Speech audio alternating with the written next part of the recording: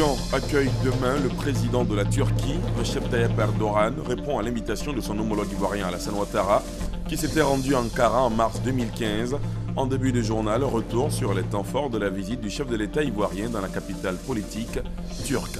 La Côte d'Ivoire n'a pas connu de cas de polio depuis 2011. Le pays ne baisse pas pour autant la garde. Les campagnes de vaccination 2016 contre la maladie viennent d'être lancées à Grand Laou.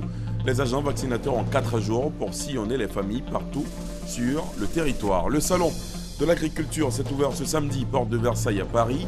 Il se tient jusqu'au 6 mars prochain. Ce salon se tient dans un contexte de crise profonde du secteur agricole français.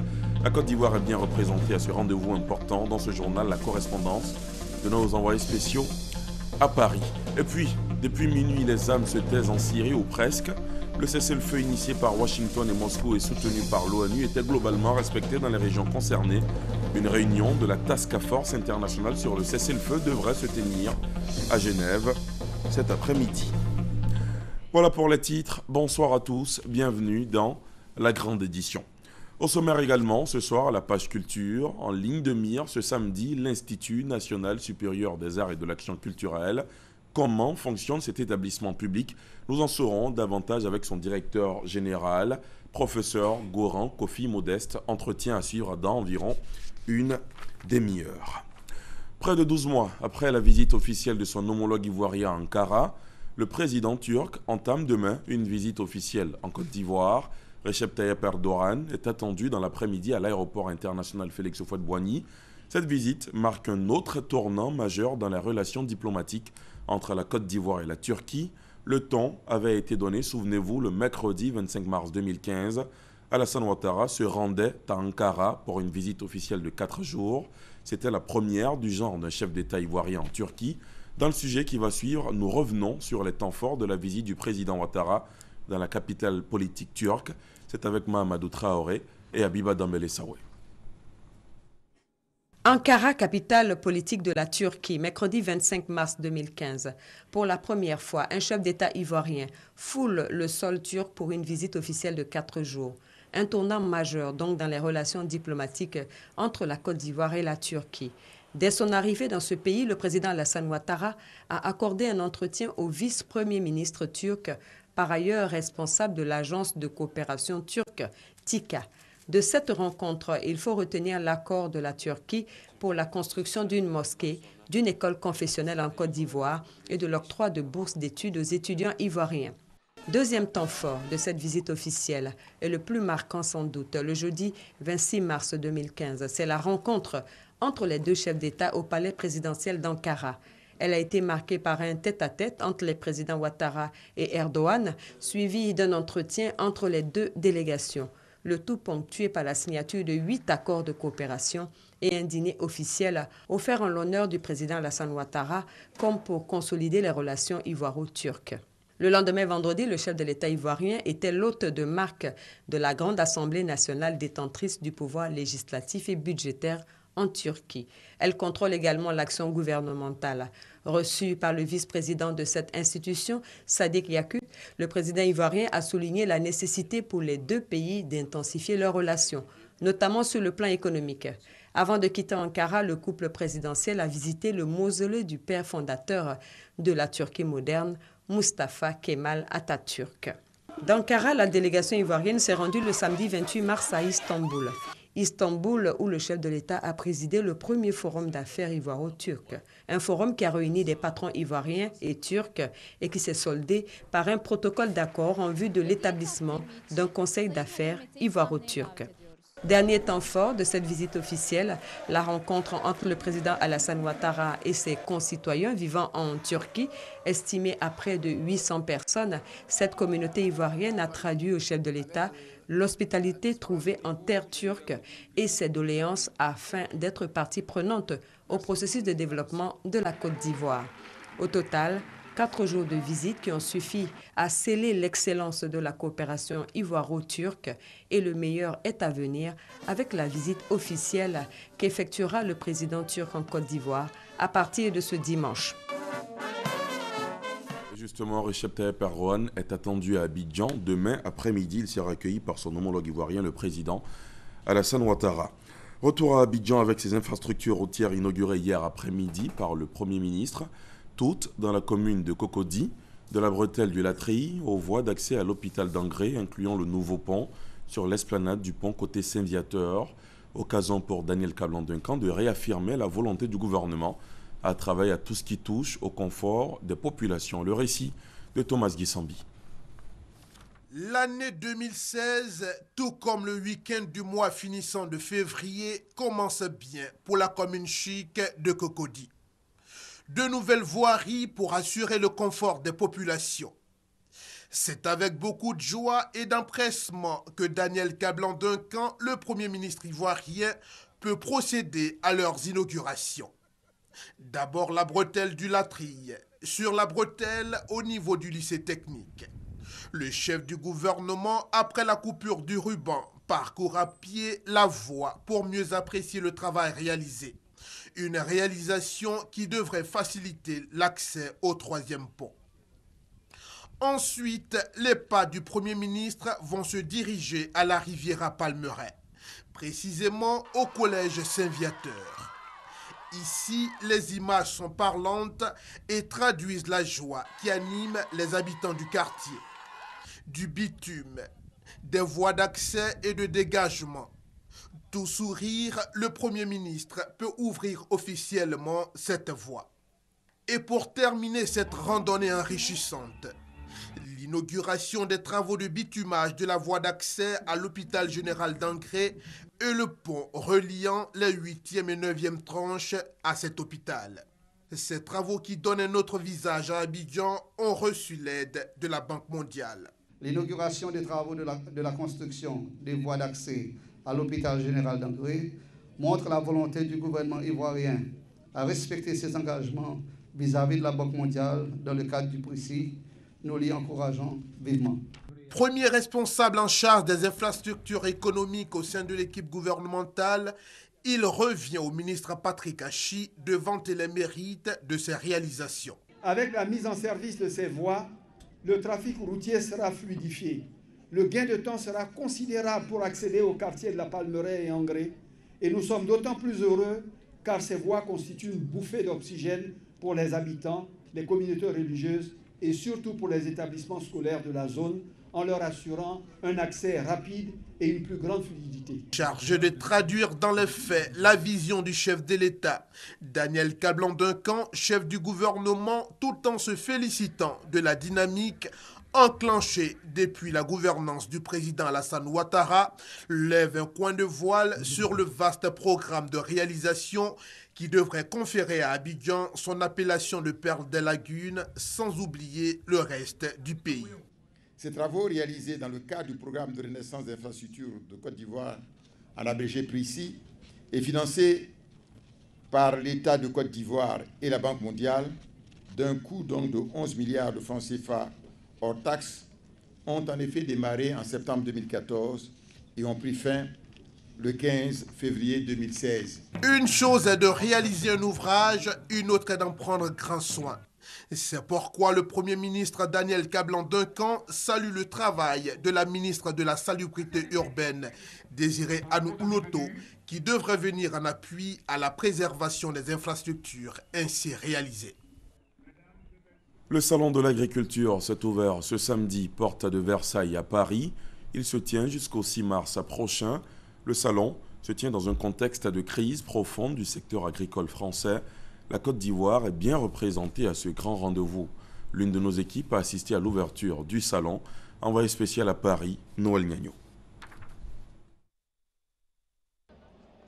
Paris, parc des expositions de la porte de Versailles.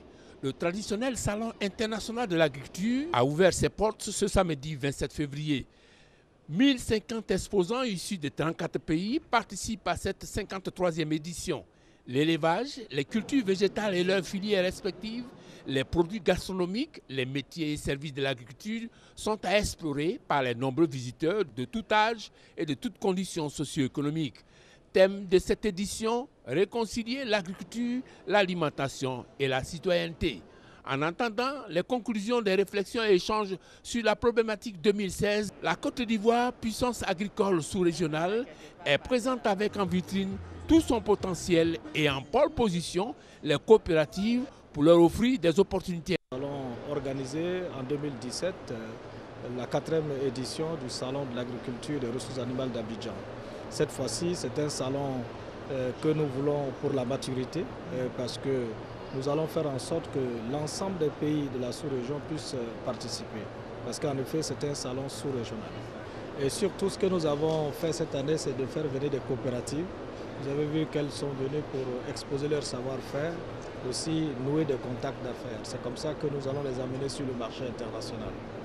Le 53e Salon de l'agriculture de Paris, en chiffres, c'est plus de 1200 éleveurs, avec environ 3850 animaux, de plus de 350 races, 16 333 vins et 4 653 produits d'origine fermière, artisanale ou industrielle. Depuis 2011, aucun cas de polio n'a été enregistré sur l'ensemble du territoire ivoirien, ce qui a fait dire à l'OMS le 30 novembre dernier que la Côte d'Ivoire a été libérée de la maladie, une avancée qui ne devrait pas pour autant faire baisser la garde. Les campagnes de vaccination contre la polio ont donc été lancées pour cette année, lancement fait par le ministère de la Santé et de l'Hygiène publique. Les agents vaccinateurs ont 4 jours pour sillonner les familles partout dans le pays. L'opération a été lancée à Grand-Laou, le reportage de Doigt des Lasers. Des membres inférieurs déformés ou paralysés. Voici des séquelles de la poliomyélite, une maladie qui touche plusieurs enfants de 0 à 5 ans. Selon l'OMS, Organisation mondiale de la santé, 2 millions d'enfants sont menacés par cette maladie au cours des 10 années à venir dans le monde. En Côte d'Ivoire, le gouvernement s'est investi dans la lutte contre la poliomyélite, ce qui a permis d'atteindre des résultats probants. 0 cas notifiés de 2011 à 2015. Pour la ministre de la Santé et de l'Hygiène publique, la lutte doit être renforcée chaque année pour barrer la route à la maladie. Chacun va être le policier de son voisin. Si votre voisine ou votre voisin, vous vous rendez compte que l'enfant n'a pas été vacciné, vous allez la sensibiliser. Je voudrais que la génération future puisse dire, si je n'ai pas eu la polio, c'est parce que mes parents m'ont vacciné. C'est un défi. Même si la Côte d'Ivoire a été déclarée par l'OMS libérée de la poliomyélite le 30 novembre 2015, elle bénéficie encore du soutien des partenaires de la santé publique pour l'éradication de la polio. Ce sont plus de 8 milliards de francs CFA que nous avons consentis pour l'éradication de la polio. Le Rotary sera toujours présent aux côtés du gouvernement ivoirien et de ses partenaires dans la lutte contre la polio. Il faudra que tous les enfants, et je dis bien tous les enfants, où qu'ils soient, puissent être vaccinés. En effet, pour la première fois de son histoire, cela fait plus de 18 mois qu'aucun cas de poliovirus sauvage n'a été enregistré en Afrique. Et je pense que ceci est une victoire. Du 26 au 29 février 2016, des équipes de campagne de vaccination contre la poliomyélite vont investir les familles partout en Côte d'Ivoire pour administrer à tous les enfants de 0 à 5 ans 2 gouttes de vaccin de la polio. Cette journée nationale de vaccination contre la poliomyélite mobilise plusieurs équipes de la RTI suivant les étapes de Gagnoa dans le centre-ouest et à Coupé au sud-est. C'est avec Thérèse Tapeyowe. Issa Bamba, étudiant à l'école coranique. Stéphane Yao, président des handicapés de Gagnoa. Ces 2 jeunes gens ont contracté la poliomyélite à l'âge de 5 ans. Ils ont tenu à l'occasion du premier passage 2016 des journées de vaccination contre la polio à lancer un appel aux parents. Cette maladie est beaucoup frustrante. Vous voyez, quand on va à l'école, on a tous les mêmes diplômes, mais quand tu portes cette maladie qui nous a rendus invalides devant le travail, les gens sont obligés de nous disqualifier. Des images que la Côte d'Ivoire ne veut plus voir. C'est pour cela que malgré la certification de l'éradication de la poliomyélite en Côte d'Ivoire, des journées contre cette maladie continuent à travers tout le pays. Pour ce premier passage 2016 à Gagnoa, ce sont plus de 15 000 enfants qui sont concernés. Les autorités de la ville, ainsi que le directeur départemental de la santé, Bouika Lokwasi, ont exhorté les parents à faire sortir leurs enfants au passage des agents vaccinateurs afin de recevoir les 2 gouttes qui sauvent. Dans le district sanitaire d'Akoupé, Yakassé et Tobrou, 72 093 enfants sont attendus. Face à la grande mobilisation, Le directeur départemental de la santé a salué l'engagement des autorités et des parents. Aux équipes vaccinateurs, le sous-préfet d'Aféry, Moustapha Silla, a demandé d'éviter la tricherie et de signaler tous les parents qui refusent de faire vacciner leurs enfants. Car plus personne ne veut entendre parler encore de cette maladie. En Côte d'Ivoire.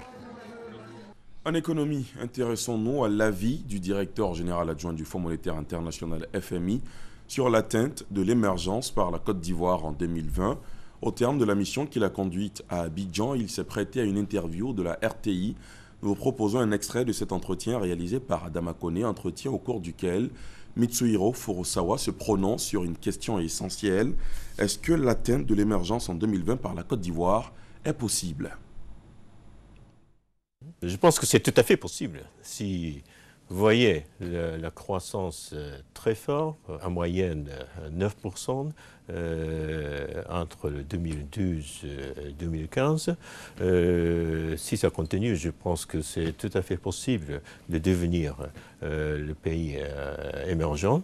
Mais il faut maintenir la croissance forte et soutenable, particulièrement tirer le secteur privé. Et aussi, il faut que la croissance soit plus inclusive. C'est-à-dire? C'est-à-dire les fruits de croissance soient partagés par tout le monde. Je pense que le gouvernement a déjà pris plusieurs mesures. Ils ont augmenté la dépense pour la pauvreté et créer l'hôpital et l'école. Et je pense qu'il faut continuer les efforts. Et le fonds, comme je vous ai dit tout à l'heure, est toujours prêt de continuer à appuyer la Côte d'Ivoire dans son effort de maintenir la croissance plus inclusive. Autre personnalité importante qui a séjourné cette semaine à Abidjan, Ségolène Royal. La ministre française de l'écologie s'est rendue hier au parc national du Banco. Autre étape très importante pour faire avancer les projets d'accès aux énergies renouvelables en Afrique et mobilisée sur l'accord de Paris pour le climat. Patricia Omouetia. Une randonnée dans le parc national du Banco.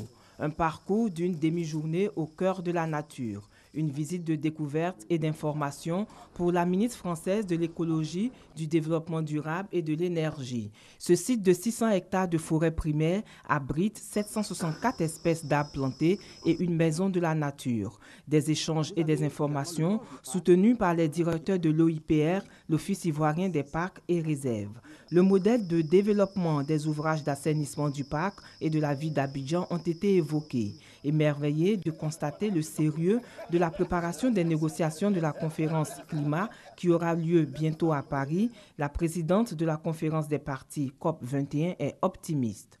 Que la Côte d'Ivoire ait pu préserver autant d'espaces naturels et de parcs, c'est déjà très important, formidable. On sait malheureusement aussi que la déforestation a frappé tous les pays du monde, puisque c'est un problème maintenant mondial. Et tous les projets de replantation, de reconstitution des espaces sont très importants. C'est très important qu'on voit revenir la nature dans les villes parce que ça absorbe la pollution, ça absorbe le gaz carbonique et surtout ça diminue la température. Nous sommes ravis par cette visite et nous sommes très fiers que Madame la Présidente de la COP21 soit rendue dans le parc du Banco qui, comme vous le savez, est très important pour la ville d'Abidjan. Nous lui avons exposé donc la situation du parc, les services environnementaux qui se parc rend à la population, mais également aussi les difficultés et nos attentes. Les projets d'urgence à réaliser dans le parc national du Banco sont, entre autres, la réalisation de la clôture du parc, l'achèvement du barrage et des ouvrages d'assainissement. Des engagements pour la Côte d'Ivoire qui continue sa transition vers l'économie verte. Le ministre chargé de la Défense effectue depuis des semaines des visites de travail dans les structures sous tutelle. Alain Richard Donwayi était hier à Daloa. Il dit être allé toucher du doigt les réalités que vivent au quotidien les personnels de la 2e région militaire et de la 2e légion de gendarmerie. Le point avec Abou Sanogo. Première étape de cette visite d'Alain Richard Dombwayi dans la région du Haut-Sassandra. Le 2e bataillon d'infanterie de Daloa avec toutes les composantes des unités relevant de la 2e région militaire et dont le premier responsable, le général de brigade Kone Mambi, a dit le mot de bienvenue au ministre chargé de la Défense. Le commandant régional a indiqué que l'annonce de la visite du ministre chargé de la Défense a été accueillie avec une grande joie car pour le personnel, elle augure des lendemains meilleurs dans l'amélioration des conditions de vie et de travail. Nos besoins sont énormes et ce que vous verrez ici est commun à toutes les unités, a poursuivi le général Mambi Kone, qui a toutefois relevé qu'en dépit des difficultés, le personnel reste prêt à exécuter toutes les missions régaliennes avec rigueur et dans le respect des droits humains. Au lendemain de la crise post-électorale, notre armée avait une capacité réduite à néant, a relevé Alain Richard Dombwayi, qui a exprimé la sincère reconnaissance du président de la République, Alassane Ouattara, chef suprême des armées, à ses hommes pour le travail abattu parfois dans des conditions difficiles et qui a permis à la Côte d'Ivoire de retrouver sa place dans les grandes rencontres internationales. La suite, c'est la visite guidée qui a permis au ministre Alain Richard Dombwayi de toucher du doigt les réalités de ces hommes. Le constat est en partie désolant quand on voit le manque d'infrastructures, un cadre de vie qui est pratiquement inexistant pour nos hommes. Donc quand on fait ce constat-là, on a un petit pincement au cœur. Ça, c'est ce que je peux dire tout d'abord. Au-delà de ça, le moral est bon. Les hommes sont déterminés à faire leur travail de protection des personnes et des biens. Et c'est ça qui est encourageant. Donc, vous connaissez les instructions du président de la République qui a mis un point d'honneur d'améliorer les conditions de vie de nos personnels militaires et de nos personnels de sécurité. Autre lieu, autre catégorie de personnel avec les mêmes préoccupations, l'état-major de la 2e Légion de gendarmerie. Ici également, Alain Richard Dombwayi a donné des assurances au colonel-major Bakary Doumbia, commandant la dite Légion, et à ses collaborateurs, au regard des dispositions contenues dans la loi de programmation militaire qui vient d'être votée par l'Assemblée nationale. On quitte le centre-ouest pour le sud-ouest à la découverte de cette importante prise de la gendarmerie. Un camion remorque transportant 35 tonnes de sucre frauduleux a été intercepté sur l'axe à San Pedro-Grand Bérébi. Un entrepôt contenant plus de 200 tonnes de sucre importé du Brésil de façon illégale a également été saisi. C'est le fruit de la vigilance de la cellule de la 5e Légion de gendarmerie de San Pedro, le témoignage d'Abou Sanogo. 300 tonnes de marchandises frauduleuses saisies par la gendarmerie de San Pedro. Il s'agit de sucre et de riz. C'est exploitant une information anonyme que le chef de la cellule opérationnelle de la 5e Légion de gendarmerie de San Pedro, le colonel Jules Akpokwa, et ses hommes interceptent un camion remorque transportant 35 tonnes de sucre sur l'axe San Pedro-Grand Bérébi. Poussant leurs investigations, les gendarmes découvrent un entrepôt contenant plus de 200 tonnes de sucre importé du Brésil. Cette grande quantité de marchandises arrive au port de San Pedro sous la forme de produits importés, alors qu'en réalité, c'est du sucre dissimulé dans des conteneurs. Une fois dans l'entrepôt, il est reversé dans des sacs estampillés Côte d'Ivoire. Puis, à l'aide de matériels adéquats, ces sacs sont recousus, entreposés et déversés ensuite sur le marché ivoirien. Les enquêtes sont en cours pour mettre le grappin sur les autres responsables de ces réseaux. Interpellés, le propriétaire de l'entrepôt et le conducteur du camion remorque seront conduits devant le parquet de Sassandra. Établir les conditions de durabilité des accords de paix en Afrique de l'Ouest, particulièrement en Côte d'Ivoire, au Libéria et en Sierra Leone. C'est l'objectif du CIRES, le Centre ivoirien de recherche économique et sociale. Ce projet, appuyé par le Centre de recherche pour le développement international du Canada, a permis d'aboutir à des résultats tangibles après analyse des cas de conflit dans les pays ciblés. C'était au cours d'une conférence régionale tenue jeudi dans les locaux du CIRES. Salimata Dia, Alexis Ouedraogo. La Côte d'Ivoire, le Libéria et la Sierra Leone, 3 cas de gestion de conflits et d'accords de paix étudiés par les chercheurs du CIRES. Pour eux, le non-respect des accords par les signataires ou encore l'influence des forces extérieures sont entre autres les facteurs liés à la rupture des accords de paix. C'est des accords qui ne prennent pas en compte l'ensemble des acteurs sociaux, politiques du pays en conflit. Généralement, ce sont les belligérants directs qu'on prend pour aller signer des accords, qui ne prennent pas vraiment compte des aspirations de l'ensemble des populations. Pour le CIRES, un changement de pratique est nécessaire pour assurer la durabilité des accords de paix. Il faut impliquer toutes les couches de la population.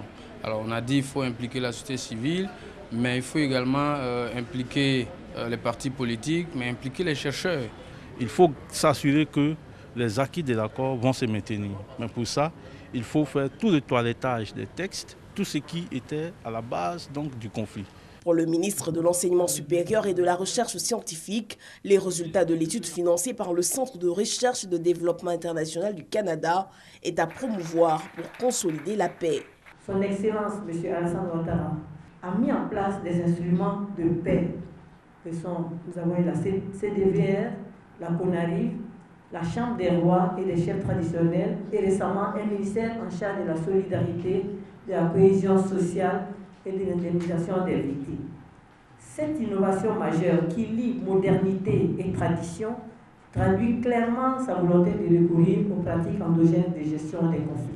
Créé en 1971, le CIRES intervient dans le domaine de la recherche concernant les problèmes économiques et sociaux de la Côte d'Ivoire et des pays de la sous-région. Rendons-nous maintenant dans le nord, en route pour Ouatchap, à ne pas confondre avec l'application mobile WhatsApp. Ouatchap est un village d'environ 500 âmes dans le département de Ferkessé-Dougou. Les femmes de la localité sont organisées en groupements agricoles. C'est à ces braves dames qui est dévolue depuis une décennie la scolarisation des enfants du village. Mais comment sont-elles parvenues à ce pouvoir? Les réponses dans ce sujet de Léon Bro depuis la station RTI Boaké. Chant puis place au travail. Presque un rituel quotidien pour ces femmes de Ouatchap, village d'environ 500 âmes dans le département de Ferkessé-Dougou. Patronne des bas-fonds, elles produisent des maraîchers, un acharnement au travail pour la cause de l'école. On s'en va vendre et puis venez garder l'argent là. Maintenant, nos maris leur disent qu'ils vont mettre les enfants à l'école. C'est ça, nous on prend l'argent pour les donner. Nous, on n'a pas eu la chance pour aller à l'école. Nous, on ne veut pas que notre enfant n'a qu'à être comme nous.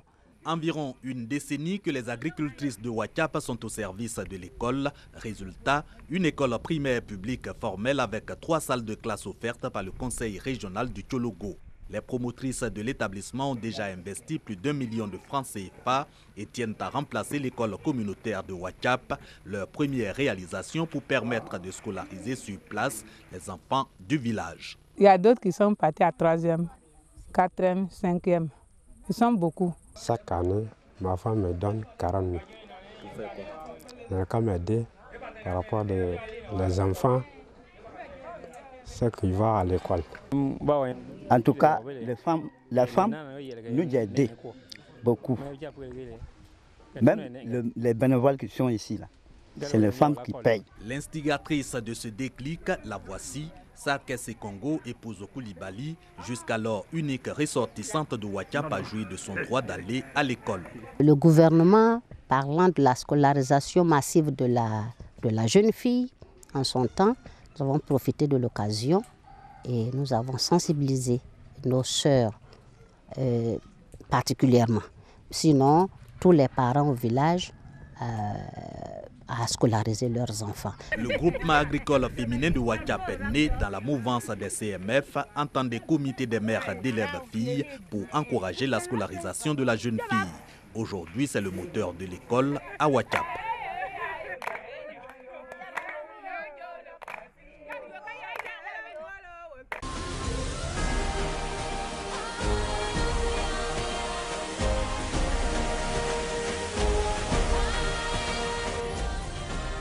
De la page culture, tout d'abord le top départ de la première édition du Kolia Blues Festival, véritable aubaine pour célébrer la musique noire dans son authenticité. Serge Kolia.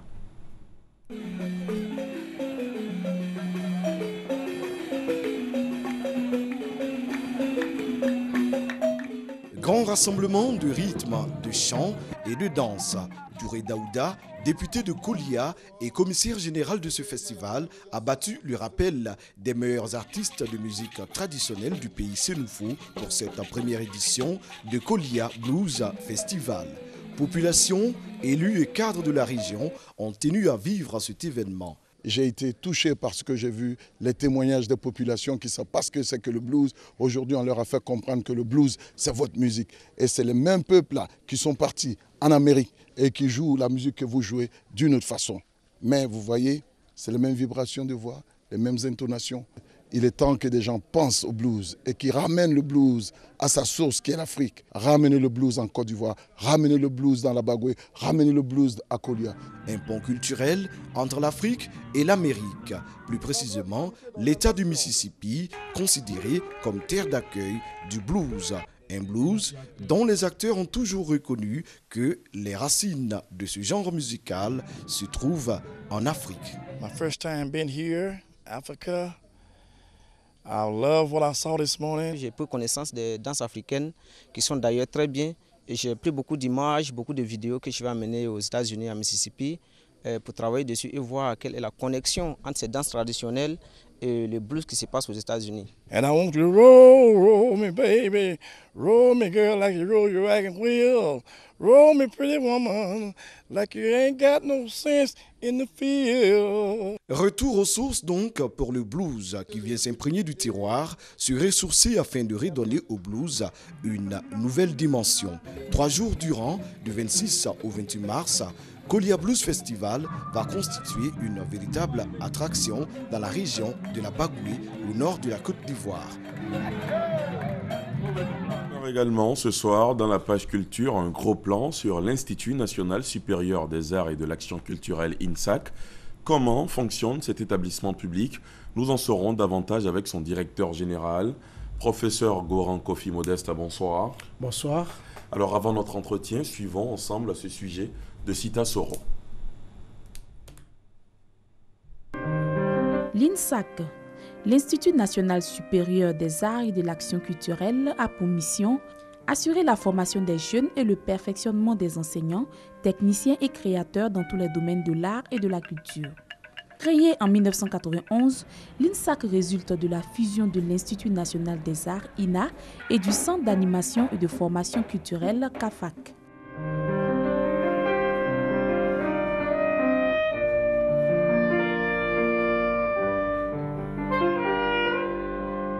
L'Institut regroupe en son sein plusieurs grandes écoles. 3 écoles de formation initiale, qui sont l'École nationale des beaux-arts, qui s'occupe de tout ce qui est art plastique, l'École nationale de musique, qui s'occupe bien sûr de tout ce qui est musique, l'École nationale de théâtre et de danse, qui s'occupe de tout ce qui est théâtre et danse, et art et tradition populaire. À côté de ces 3 écoles de formation initiale, vous avez une école de formation post-universitaire, qui est l'école de formation à l'action culturelle. C'est dans cette école qu'on va former tous les spécialistes des sciences de l'information documentaire, que sont les bibliothécaires, les documentalistes, les bibliothéconomistes, les muséologues et les animateurs culturels, qui constituent ce qu'on appelle l'action culturelle.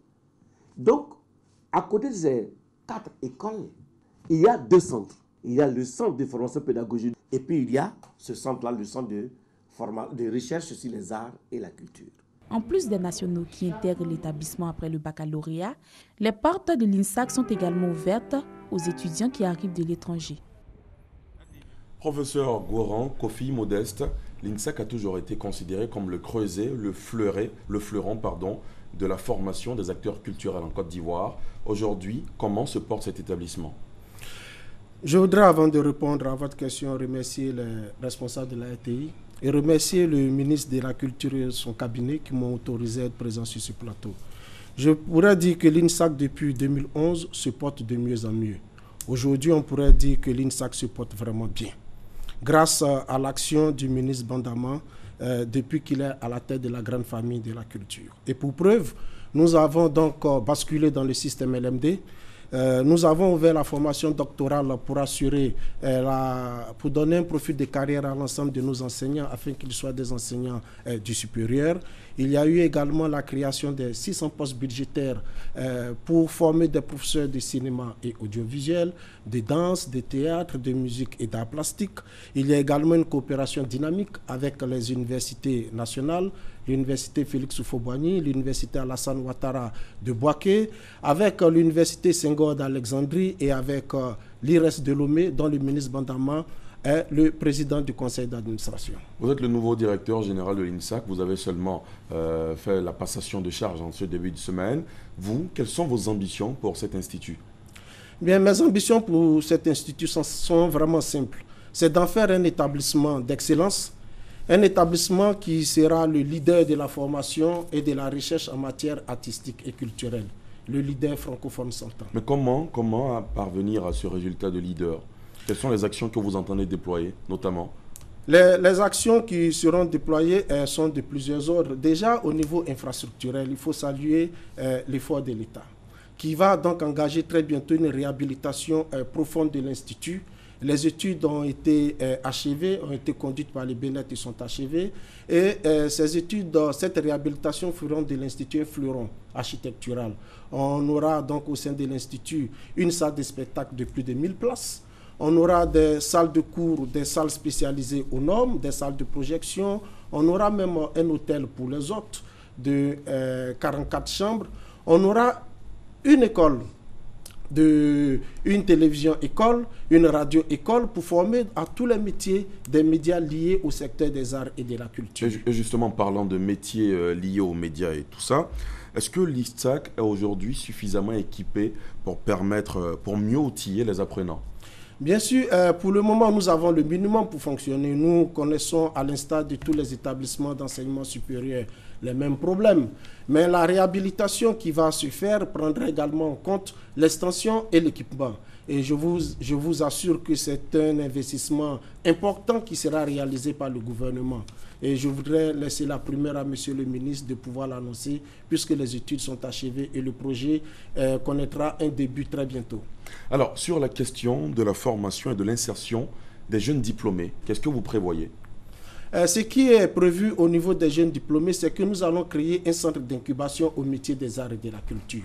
Avec ces 3 phases. La phase de pré-incubation, leur inculquer l'idée de création d'entreprises, de montage de projets d'entreprises culturelles et artistiques. La phase d'incubation, de les accompagner à gérer leurs entreprises jusqu'à ce que cette entreprise ait une taille vraiment viable. Et la phase de post-incubation qui leur permettra véritablement d'aller en compétition au niveau international. Alors, professeur Goran, l'une des questions que peuvent se poser les téléspectateurs qui nous suivent en ce moment, qui peut-on devenir quand on fréquente l'INSAC?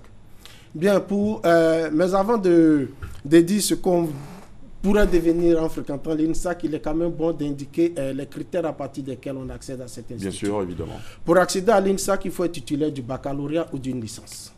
C'est un établissement d'enseignement supérieur et de recherche créé par le décret 91-663 du 9 octobre 1991. Lorsque vous êtes diplômé au niveau de l'INSAC, vous pouvez exercer les métiers techniques et les métiers de la scène. Vous pouvez donc être éclairagiste, vous pouvez être décorateur, vous pouvez être acteur, vous pouvez donc également exercer les métiers de la gestion, vous pouvez exercer les métiers de l'enseignement et de la recherche, vous pouvez également exercer les métiers d'art, parmi lesquels vous avez l'architecture, vous avez la céramique, vous avez la sculpture, vous avez également la possibilité d'exercer le métier de compositeur. D'accord, pour terminer, très rapidement, un mot sur l'actualité culturelle marquée par l'ouverture très prochaine du Massa. On se réjouit toujours de ce que ce marché se tienne parce que c'est un marché qui affirme la position leader en matière de diffusion des spectacles de la Côte d'Ivoire. C'est en cela qu'il faut saluer l'action du chef de l'État qui a permis que le Massa revienne. L'effort de Monsieur le ministre de la Culture et de la Francophonie pour simplement montrer que ce marché est une vitrine qui est offerte à tous les créateurs de pouvoir se vendre au plan international et vivre de leur art. Et après le Massa, il y aura le 8e jeu de la francophonie l'année prochaine. Est-ce que l'INSAC est associé? Bien sûr, l'INSAC est pleinement associé. L'INSAC est même un site sur lequel les jeux vont se dérouler. Et nous attendons donc impatiemment que les jeux arrivent pour que l'INSAC puisse montrer ce dont il est capable aux yeux du monde. Merci infiniment à vous, Dr Goran Kofi Modeste. Je rappelle que vous êtes le directeur général de l'INSAC. Avec vous, on a parlé bien sûr de cet institut qui forme les acteurs culturels ici En Côte d'Ivoire, on termine à l'étranger où depuis minuit, les armes se taisent en Syrie ou presque. Le cessez-le-feu, initié par Washington et Moscou et soutenu par l'ONU, était globalement respecté dans les régions concernées. C'est l'assurance que donne l'Observatoire syrien des droits de l'homme, au SDH. Une réunion de la Task Force internationale sur le cessez-le-feu devrait se tenir à Genève cet après-midi. C'est la fin de ce journal. Merci de l'avoir suivi. Demain 20h, vous avez rendez-vous avec Marie-Laure Ongoran. Moi, je vous dis évidemment à très vite. Excellente soirée sur RTI 1.